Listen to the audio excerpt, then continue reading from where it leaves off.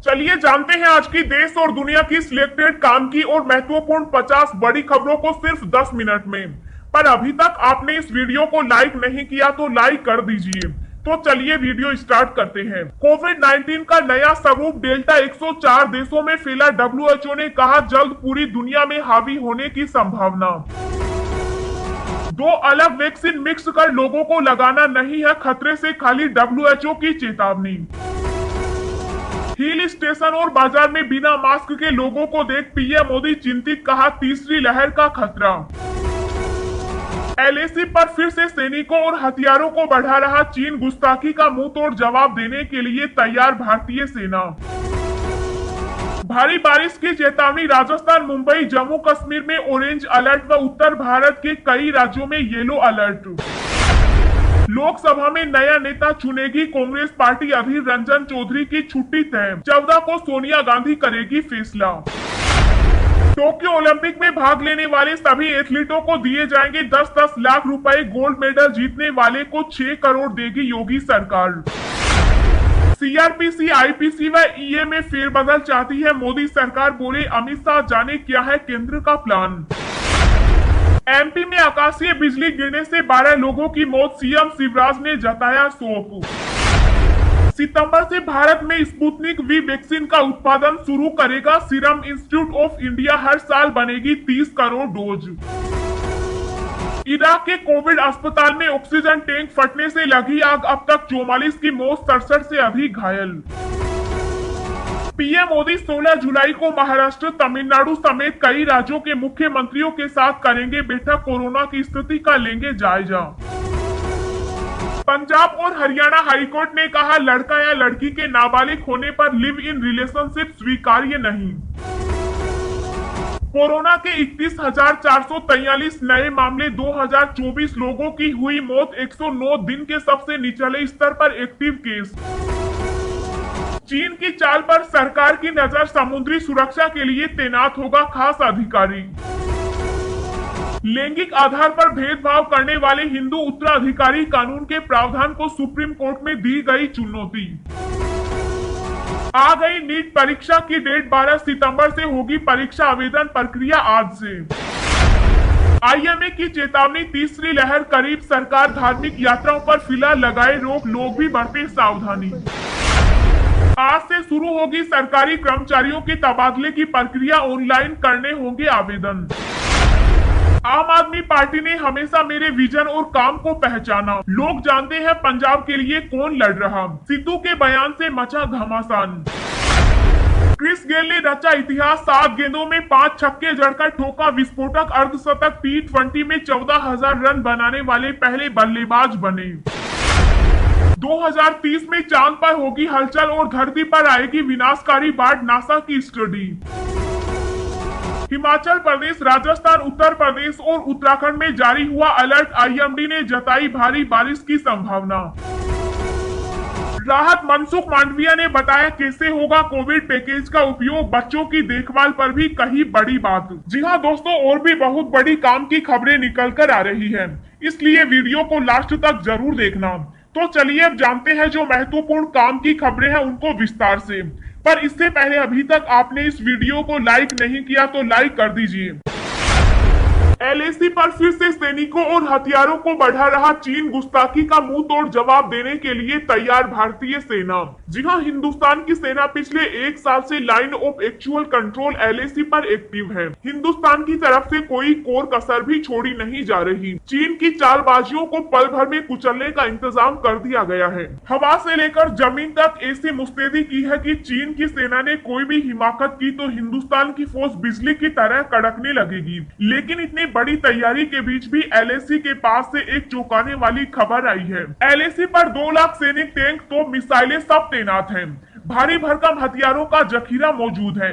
इतना बम बारूद जमा हो चुका है कि कई महीने तक बिना रुके धमाके होंगे, आसमान को चीरती आवाजें गूंजेंगी। ड्रैगन भी जानता है कि अगर उसकी तरफ से गोली चली, धमाके हुए तो उसकी हैसियत और भारत की ताकत का अंदाजा पूरी दुनिया को हो जाएगा। युद्ध इतना भयानक होगा कि सदियों तक याद रखा जाएगा। बावजूद इसके एलएसी के पास चीन बड़ी गुस्ताखी करने से बाज नहीं आ रहा।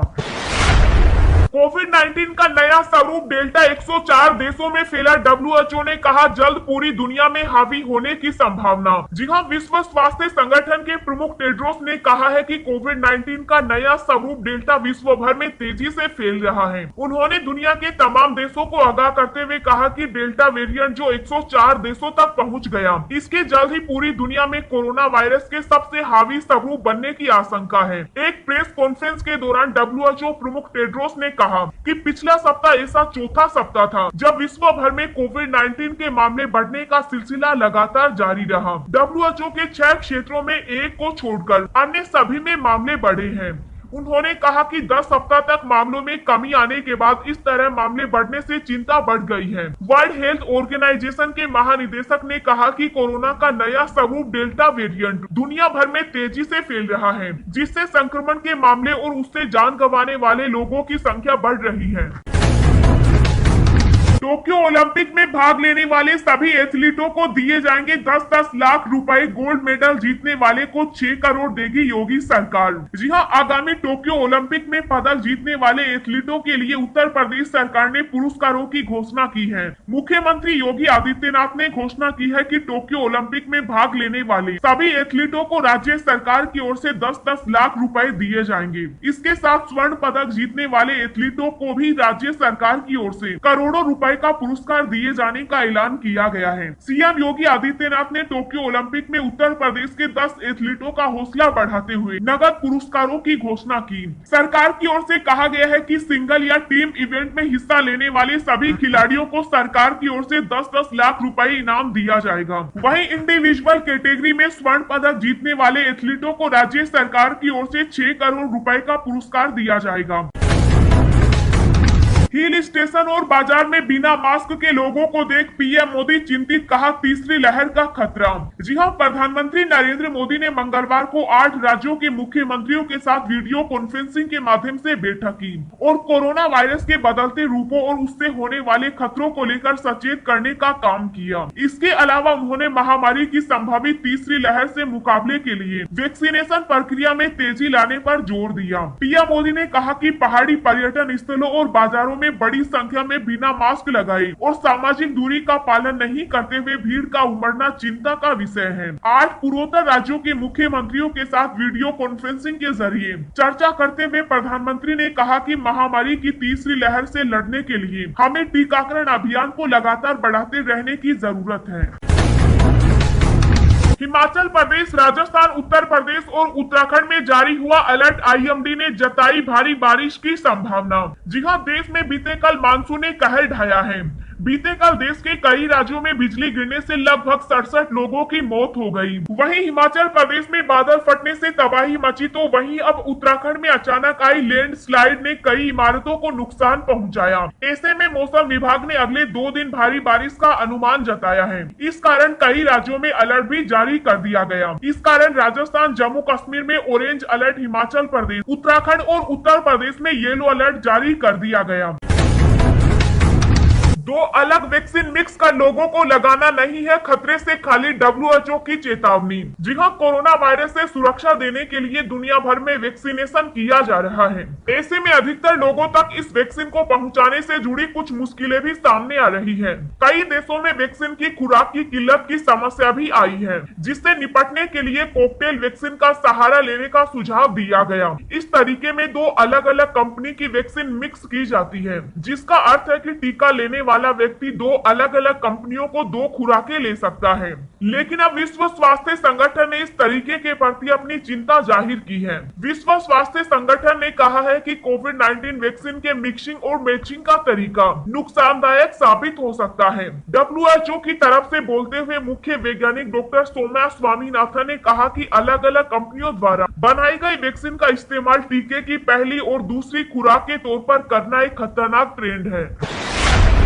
आईएमए की चेतावनी, तीसरी लहर करीब, सरकार धार्मिक यात्राओं पर फिलहाल लगाए रोक, लोग भी बरते सावधानी। जी हां, इंडियन मेडिकल एसोसिएशन ने सरकार और लोगों के ढिलाई बरतने तथा कोविड-19 प्रोटोकॉल का अनुपालन किए बगैर बड़ी संख्या में लोगों के एकत्र होने को लेकर चिंता प्रकट की। साथ ही कहा कि ये घटनाएं महामारी की तीसरी लहर का मुख्य कारण बन सकती है। आईएमए ने एक बयान में कहा कि पर्यटकों का आगमन, तीर्थ यात्राएं, धार्मिक उत्साह जरूरी है, लेकिन कुछ और महीने इंतजार किया जा सकता है। चिकित्सकों के संगठन ने कहा कि वैश्विक साक्ष्य और किसी भी महामारी के इतिहास से यह पता चलता है कि तीसरी लहर अवश्य भावी और आसन्न है। बयान में कहा गया है कि हालांकि यह जिक्र करना दुखद है कि इस नाजुक वक्त में जब हर किसी को तीसरी लहर की संभावना घटाने के लिए काम करने की जरूरत है, देश के कई हिस्सों में सरकारें और लोग ढिलाई बरत रहे हैं तथा कोविड प्रोटोकॉल का अनुपालन किए बगैर बड़ी संख्या में एकत्र हो रहे हैं। दिन भर की ताजा खबरें सोशल मीडिया पर पाने के लिए आप हमें फेसबुक, ट्विटर, टेलीग्राम पर ज्वाइन करें। लिंक नीचे डिस्क्रिप्शन में दी गई है। इसके साथ ही खबरें सबसे पहले पाने के लिए चैनल को सब्सक्राइब करें और बेल आइकन को प्रेस करके ऑल को सेलेक्ट करें। सीआरपीसी, आईपीसी व ईए में फेरबदल चाहती है मोदी सरकार, बोले अमित शाह, जाने क्या है केंद्र का प्लान। जी हां, केंद्रीय गृह मंत्री अमित शाह ने कहा कि नरेंद्र मोदी सरकार criminal procedure code, Indian penal code और इंडियन एविडेंस एक्ट में फेरबदल चाहती है। यह बात उन्होंने गुजरात के गांधीनगर में एक यूनिवर्सिटी उद्घाटन पर कही। वह बोले कि 3rd डिग्री टॉर्चर के दिन अब जा चुके हैं और अब पुलिस की जांच पड़ताल में वैज्ञानिक सबूत, साक्ष्य आधार होना चाहिए। उनके मुताबिक केंद्र सरकार सीआरपीसी, आईपीसी और आईए को आधुनिक बनाने और आज के समय की जरूरत के हिसाब से करने के लिए उनमें बदलाव लाने पर योजना बना रही है। आ गई नीट परीक्षा की डेट, 12 सितंबर से होगी परीक्षा आवेदन प्रक्रिया आज से। जी हां, नीट परीक्षा की तारीखों की घोषणा आखिरकार हो गई। केंद्रीय शिक्षा मंत्री धर्मेंद्र प्रधान ने इस संबंध में घोषणा की। शिक्षा मंत्री ने ट्वीट कर बताया कि नीट 2021 की परीक्षा 12 सितंबर को होगी। पहले ये परीक्षा 1 अगस्त को होनी थी। उन्होंने बताया कि इस दौरान कोविड-19 प्रोटोकॉल का पूरा ख्याल रखा जाएगा। एनटीए की वेबसाइट पर मंगलवार से इसकी आवेदन प्रक्रिया शुरू हो जाएगी। केंद्रीय शिक्षा मंत्री ने कहा कि कोविड-19 प्रोटोकॉल को देखते हुए सभी छात्रों को सेंटर पर ही फेस मास्क उपलब्ध कराए जाएंगे। इसके अलावा एंट्री और एग्जिट के लिए टाइम स्लॉट तय होगा। उन्होंने आगे बताया कि सोशल डिस्टेंसिंग के मानकों को पूरा करने के लिए जिन शहरों में परीक्षा होनी है, उनकी संख्या 155 से बढ़ाकर 198 कर दी गई है। परीक्षा केंद्र भी 2020 की तुलना में बढ़ाकर 3862 कर दिए गए हैं।